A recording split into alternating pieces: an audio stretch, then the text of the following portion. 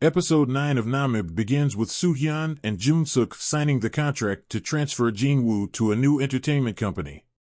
Later, Jin-woo pleads with Soo-hyun not to abandon him, only to discover that she had used him to fund Shim Jin-woo's factory. Their parting is bitter and strained. Meanwhile, Hana advances to the finale of Star Rise, edging closer to fulfilling the dream she once shared with her late friend. Elsewhere, it is revealed that the VIP involved in the car accident is one of Pandora's investors, who had brought along an unidentified druggie. This druggie is the person Hyun Cheol suspects to be responsible for his sister's death.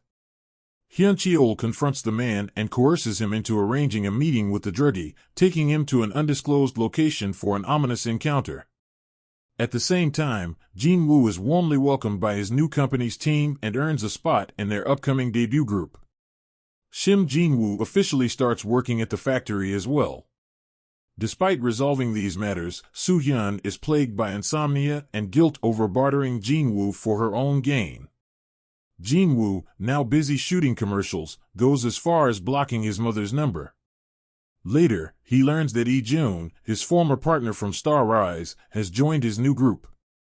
Lee-jun had lied about withdrawing from the competition, and Jin-woo angrily warns him not to cause trouble again. Meanwhile, an Spatch reporter confronts the Star Rise PD about his ties to Pandora. Just as Hana prepares for the finale, explosive news breaks about Pandora's involvement in manipulating the competition's results. One reporter questions Soo-hyun, who defends Jin-woo, stating that he had not been a Pandora trainee during the show. However, suspicion shifts to Hana, as she appears to have benefited the most from the rigged results. The Star Rise PD confides in Hyun Cheol, revealing plans to eliminate Hana in the next round. This prompts Hyun Cheol to investigate CCTV footage from the club where the PD was involved in drug use. During his investigation, he also discovers footage of Jin-woo at the club and offers the reporter a sensational new story to pursue. Soon after, the media erupts with reports about Jin-woo's alleged presence at the club and accusations of him being a bully.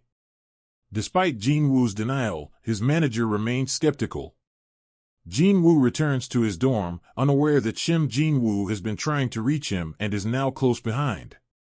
When Shim Jin-woo arrives, he finds Jin-woo in the bathroom with his wrists slit. Panicked, Shim Jin-woo tries to conceal the incident, but Soo-hyun overhears about it during a call. Distraught, she gets into a car accident just as Jin-woo's manager discovers him. This episode raises the stakes with heightened tensions and character developments. Jin-woo and Soo-hyun's parallel descents into darkness are juxtaposed, with Jin-woo reverting to self-harm and Soo-hyun drowning in guilt and sleeplessness, ending in her tragic car accident. The subplot surrounding Hyun Cheol adds another layer of intrigue as he uncovers the man responsible for his sister's death. What will he do now? Did he kill the man? However, the episode's beginning is one of its major issues. In the previous episode, Jin-woo's emotional request for Soo-hyun to become his manager added a dramatic touch and left viewers with a compelling cliffhanger. Yet, this episode completely disregards that moment, opting instead to open from Jin-woo's entirely different perspective. This abrupt shift feels disjointed, undermining the continuity and emotional weight built up in the previous episode. The episode ends on a suspenseful note, leaving viewers wondering about Jin-woo's fate and whether his secrets will become public knowledge. With so many unresolved questions, the next episode promises to be pivotal in unraveling these questions.